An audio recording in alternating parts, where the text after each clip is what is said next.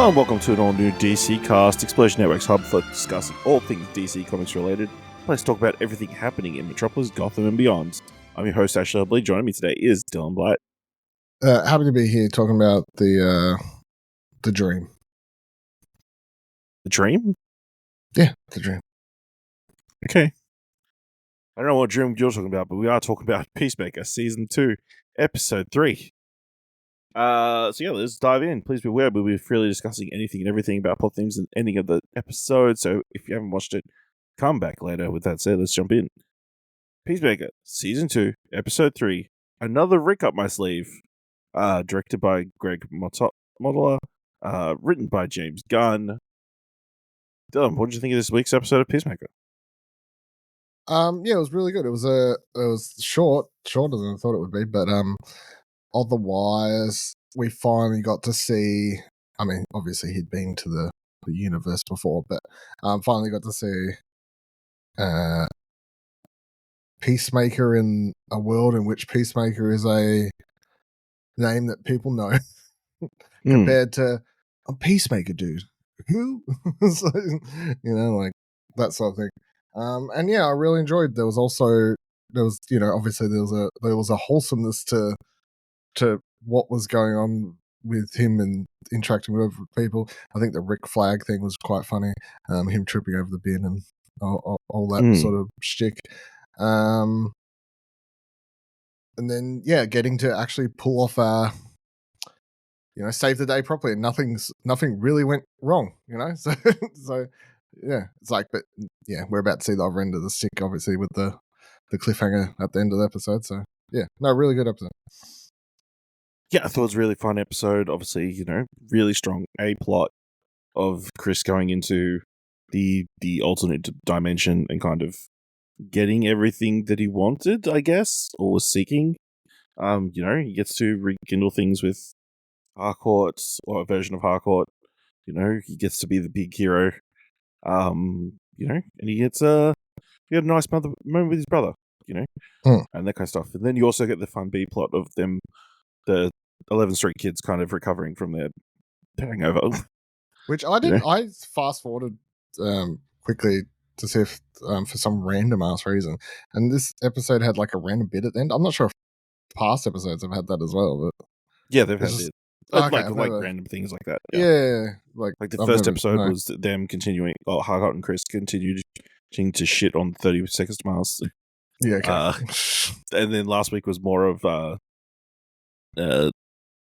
economist and bird blindest dude rambling like in the van. So it's like more like a deleted scene at the end of each episode, which is a similar thing to what they did in the first season. I don't know if you noticed that. I don't think I ever. You did. Probably didn't. No. You just skipped straight to the next episode. I went to the next episode because I was binging it. Yeah. So missed out on a ton of bits. Yeah, let's kick things off. Episode starts with a crazy reveal. 3 years prior, Amelia Harcourt is having an affair with Rick Flag Jr. Despite his attempts to move something to something more serious, she dismisses it. She asks him to hurry up as he must leave for Corto Maltese for a new mission in like 2 hours. Yeah. What do you think of this cold open? Yeah, it seems. I mean, sort of. I guess, but I don't know. It's weird because I guess in one part you could be like explains why she hated Chris so much, but then also like you never really you just felt she hated Chris because Chris was a dick. Like you didn't know you really need more than that. So yeah, I'm wondering what more they want to do with the Harcourt with Flag storyline, because if it was just solely to have him Rick Flag in this episode be a little bitch in the alternate universe, then I'm like, seems wasted. But I mean, apparently, so I'm reading from Wikipedia. I don't know where the interview is from, but the interview Jennifer Holland did with the Wrap said that James Gunn told her before they even shot the series. What season one? Harcourt and Flag got together. Okay. I mean, it's interesting. It adds another level of conflict between an explanation as to why Harcourt feels like she can't be with Chris. Even though we know that they have gotten together at one point.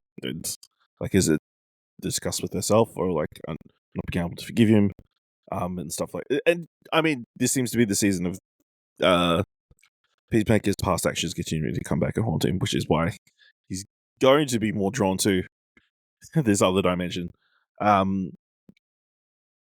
It is an affair. That's the thing they point out, because it seems like Joel Kinnaman is still with Rick Flag is still with June / Enchantress. So, but Which he's willing to is risk a hole in the earth.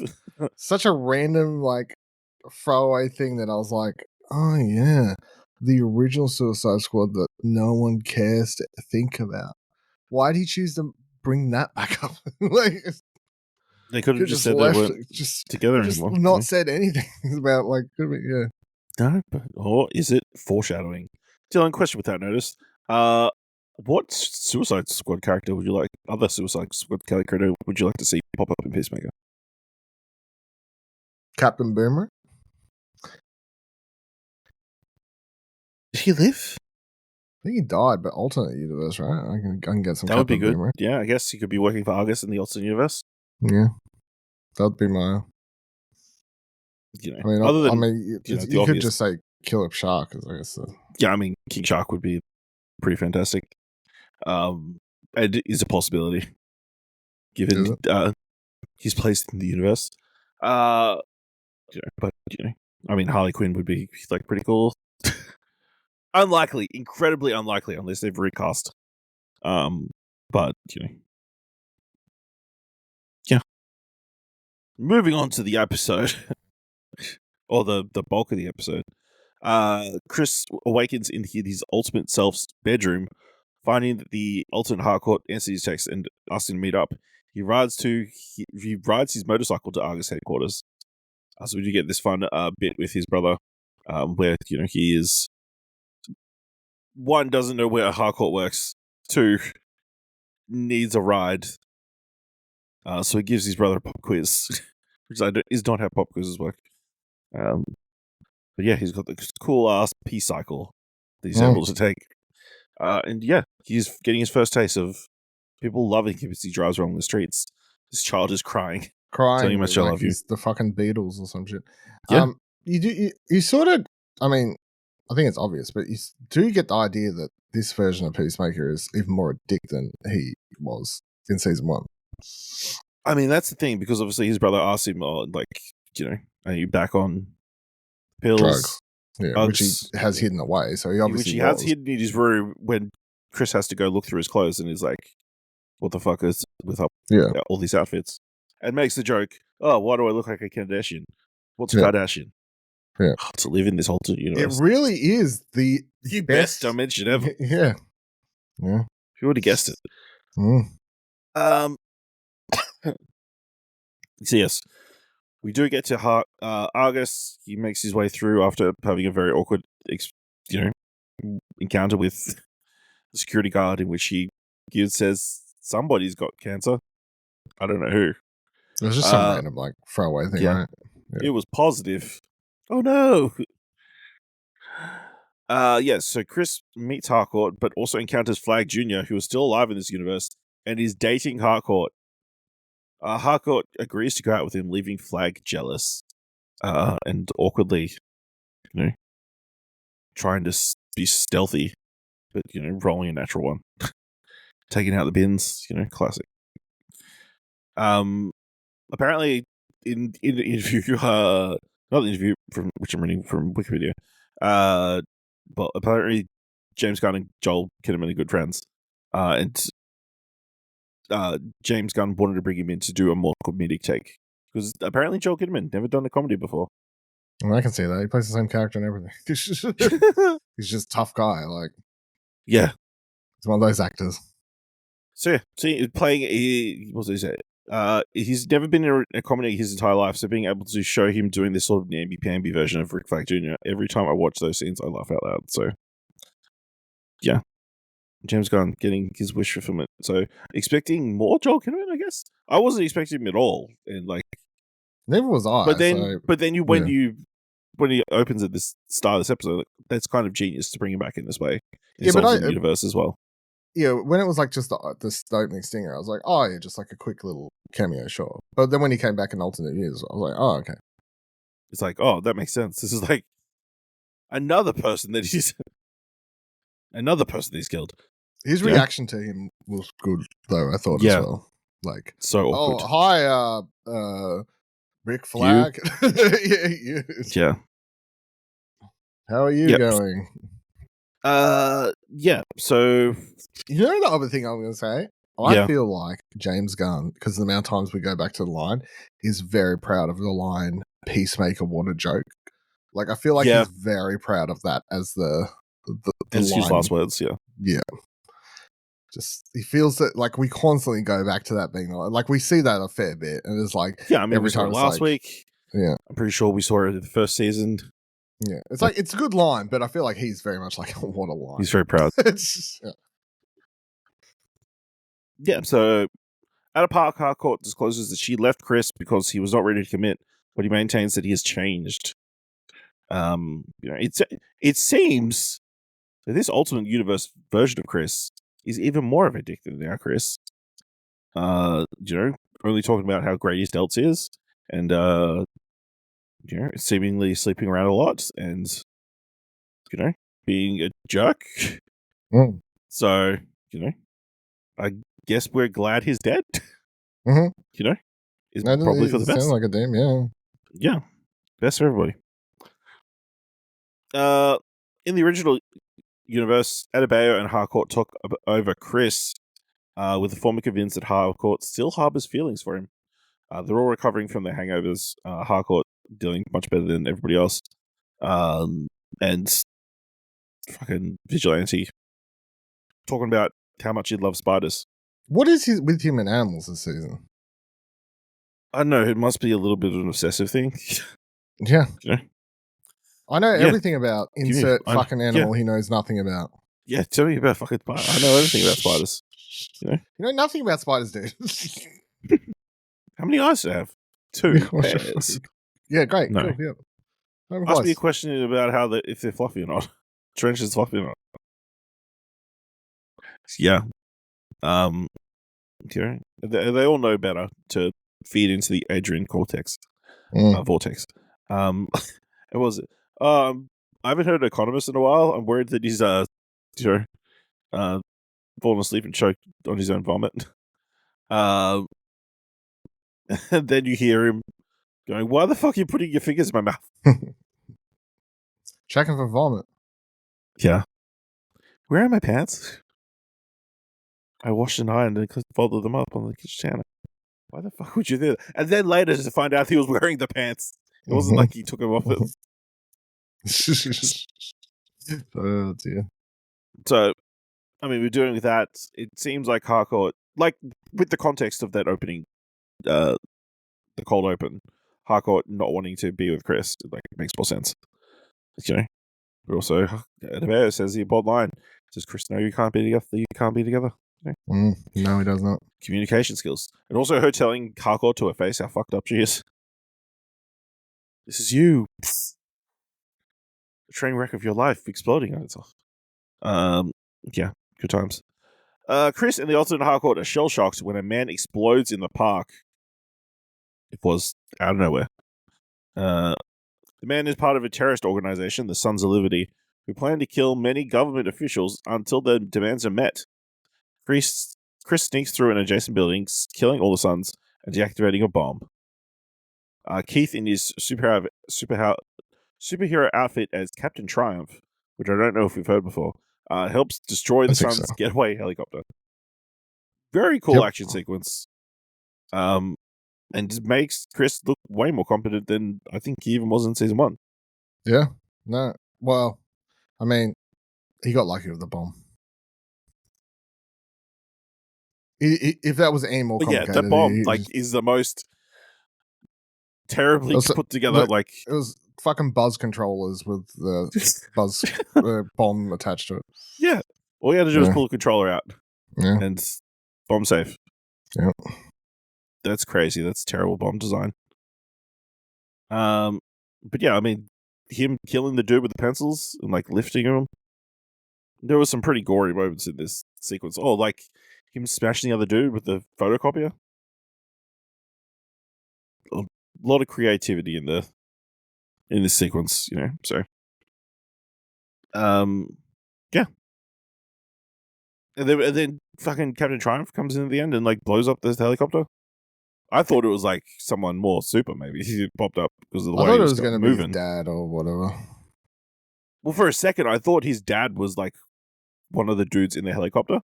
It's like, oh, this is going to be the twist. We're pretending to be superheroes, but I thought there was a dude behind. Like, I thought the dude behind at first was his dad. To be honest, yeah, not the guy like flying the helicopter, but the guy throwing the ladder down. Yeah. Kind of looked like him. So kind I of was looked like, like oh, this is going to be a cool twist. Yeah, It's like they're pretending to be superheroes, but they're actually terrorists.